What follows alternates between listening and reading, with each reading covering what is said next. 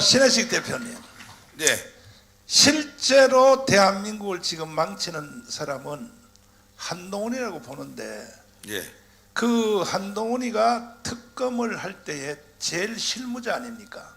예, 실무자. 그렇죠. 그 다음에 이제 중간 리더가 윤석열 대통령. 예, 그 다음에 이제 어제 그 구형을 세게 받은 박영수 박영수가 몇 년 받았어요? 9년 받았습니다. 9년. 11년, 예.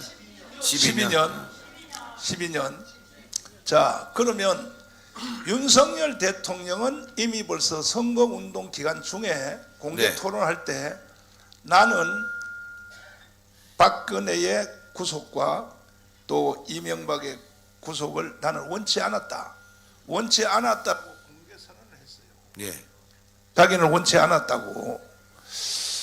그러면 윤석열은 구속을 원치 않았다고 이미 공개 선언을 했다면 예. 실제 실무자는 누구였습니까? 그거 한번 설명 한번 해주세요. 한동훈을 지금의 자리에까지 오게 만든 거는 윤석열 대통령이고, 예, 한동훈은 검찰에서 이 경제 관련 특수수사 이런 수사를 많이 했는데, 한동훈을 또 능력을 검증받게 만들었던 게 또 삼성 수사 아니겠습니까? 이 경제인들 관련 수사인데, 그 과정에서 많은 정보들이 필요했을 거라고 생각됩니다. 거기에는 특히 참여연대가 그동안 대한민국 기업들에 대한 공격을 많이 했고, 또 그 부분에 대한 어떤 키포인트랄까요? 삼성을 어떻게 하면, 대기업을 어떻게 하면은 무너뜨릴 수 있을까? 수사에서 처벌할 수 있을까? 이런 부분들이 참여연대의 자료가 많았을 텐데, 공격 자료죠. 그 부분에 대해서 김경률과 손을 잡았습니다. 근데 여기서 한 가지 좀 저는 굉장히 좀 의심스럽다고 할까? 이거는 나중에라도 저도 수사 의뢰를 좀 해야 되지 않을까? 지금 국민의힘이 우리 보수 애국 세력을 고발도 못하고 수사 의뢰해 갖고 말이죠, 쏙쏙 빠져나가려고 하는데, 무고죄에 의해서 김경률이 지금 참여연대 있다가 나와서 시민활동을 계속 하고, 그 다음에는 뭐 별다른 활동이 없습니다. 참여연대에서 활동하고, 최근에는 뭐 정치에서 뭐 종편에서 또 방송에서 수익이 좀 있겠죠. 회계사인데 뭐 별다른 활동은 없는데, 지금 최근에 이사한 집도 굉장히 높은 금액의 집이고, 그 전에 이사한 집도 그렇고, 제가 어디라고 특정 짓지는 않겠지만, 그리고 한동훈이가 김경률에게 마포에게 지역구를 공천할 듯, 아니 사실상 공천이었는데 그때 김경률이 출마를 안 했지 않습니까?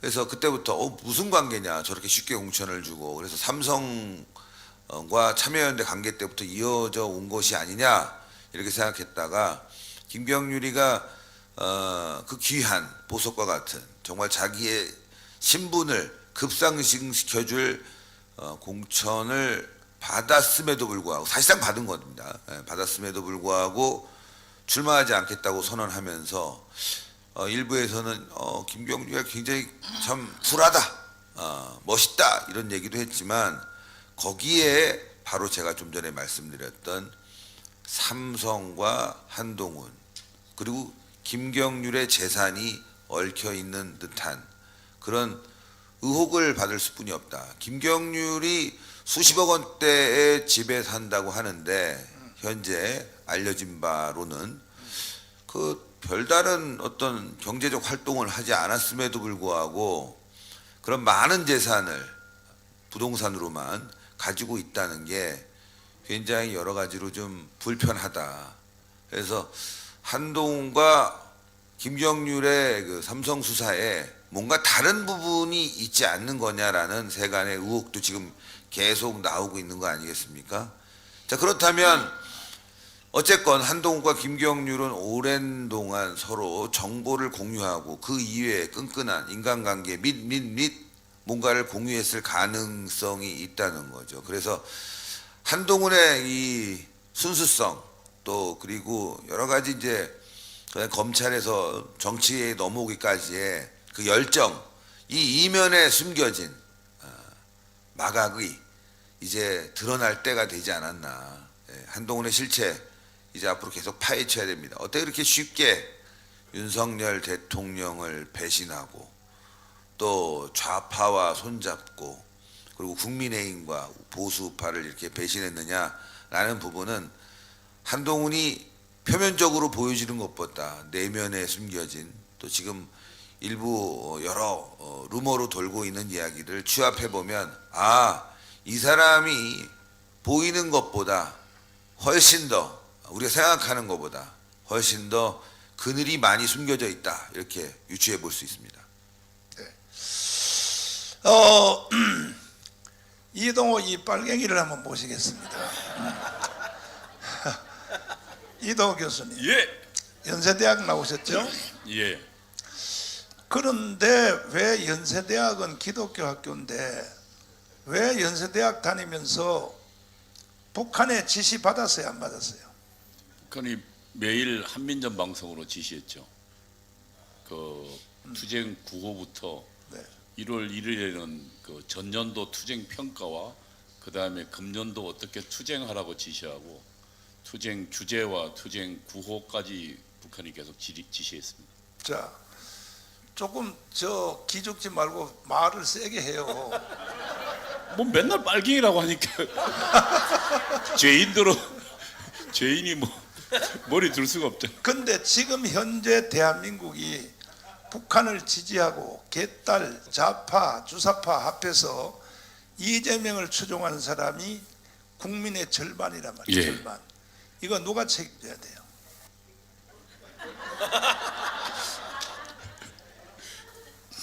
저에게 큰 책임이 있다고 생각합니다.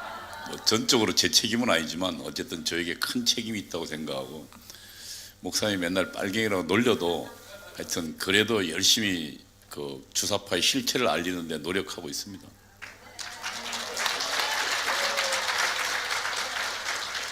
아니 근데 지금 그 언더스클에 있으면서 원래 예. 진짜 대장은 바깥에 안 드러나고 안 드러납니다. 밑바닥에 이제 숨어서 교육하고 지시하잖아요. 그렇죠. 그 임종석 누가 가르쳤어요? 그러니까 이제 지금 그 이걸 좀 알려면 공산당의 항상 이 조직은 한 4단계로 이루어지는데요. 항상 밖으로 보이는 조직이 있고 밖으로 보이는 리더가 있는 반면에 지하에서 지도하는 리더들이 있습니다. 그러니까 연세대학교는 당시 이제 우상호가 총학생회장이었고 그리고 이제 제가 연세대학교 안에 그 이제 비밀 학생회라고 있습니다. 시크릿 유니온이라고요. 거기에 이제 중앙위원, 그러니까 총학생회 지도 담당 중앙위원이었고, 그 다음에 당시에 이제 전대협에도 전대협 산하에 제가 속해 있던 뭐 예를 들면 그 조통그룹, 그러니까 임수경 방북시킨 그룹이 있고, 그 다음에 안희정이 있던 반미청년회가 있었고요. 그리고 또 김기식이가 있던 참여연대를 배후에 만들었던 서울대 주사파 조직이 있었거든요. 이런 조직들이 항상 뒤에서 지시하고 감독합니다. 그래서 이거 누굽니까 임종석 때는 전대의장 그냥 선거로 만들어지는 거 아닙니다. 그 전에 주사파들이 사람들을 물색합니다. 물색해서 그 중에 가장 어쨌든 김일성주의에 충실하고 김일성을 위해서 목숨을 걸 만한 사람들을 뽑습니다. 그리고 그 중에 또 대중의 지지를 받아야 되니까 인물도 좀 그럴듯한 애를 뽑아서 그래서 사전에 훈련시킵니다. 그러니까 그 훈련팀이 있습니다. 그러니까 전대의장 훈련팀이 있는데 그게 보통 그러니까 전대의장이 그 이듬해 보통 한 3월, 4월에 등장하거든요. 그럼 그 이전에 이미 10월, 11월부터 전대협 의장 교육팀을 가동합니다. 그 교육팀에 제가 있었고 제가 주로 했던 것들은 혁명을 위해서 어떻게 연대 연합 전술을 할 거냐, 그리고 어떻게 주사파 이외에 나머지 세력들을 끌어들일 거냐, 뭐 이런 부분에 대해서 제가 임종석에게 주로 교육시켰습니다. 자, 지금 여기 와 계시는 유튜브 여러분들도 구체적인 단어를 잘 몰라요. 일단은요, 전대협이 뭐며 한총련이 뭡니까? 그 구분 한번 해봐요. 예, 전대협은 전국 대학생 대표자 협의회라는 조직인데 87년도 그 전부터 올라갑니다. 86년도에 아마 건대 사태라고 아실 텐데 근대 한국의 그 주사파들이 그러니까 최초로 학생운동을 장악한 주사파들이 총집결합니다. 그때 반에세 반독재 애학투쟁이라 그러는데 그 집회를 통해서 거기에 뭐 완전 그냥 북한 방송이나 볼만한 내용이 전부 등장합니다. 그러면서 건대에 집결했는데 당시 이제 경찰 세력이 건대에 들어가 있던 학생들을 전부 체포해서 1,200명을 구속시켰습니다. 그래서 그 당시 이제 남한의 주사파 학생운동이 상당히 타격을 받았어요. 그러면서 주사파 내부에 그런데 그래서 뭐 서울대 김영환도 들어가고 연대도 다 그 주사파들이 들어갔는데 그때 살아남은 조직이 이 그 고려대 출신의 그 지사파 지하 조직이 있었습니다. 그거는 이제 우리는 그 패더 사업이라고 하는데 연락 사업입니다. 각 대학 간의 주사파들을 연결하고 연락하는 사업인데 그 조직팀이 경찰에 발견되지 않았고 그 팀들이 새롭게 만든 게 반미청년회고 그리고 전국 대학생 대표자 협의회입니다. 그리고 그들은 뭐라고 했냐면은 그동안은 그 전까지는 학생운동이 그냥 지하에만 있었는데 그러지 말고 아예 총학생회를 장악해버리자. 그래서 총학생회를 혁명 조직으로 만들자 해가지고 그래서 87년도부터 그게 만들어집니다. 그리고 각 총학생회를 장악해서 그래서 지하에 있던 그 주사파 학생운동권들이 전부 학생회로 들어갑니다. 단과대 학생회로 들어가고요. 그 다음에 각 대학 학생회로 들어가고 그리고 총학생회장을 장악해버려요.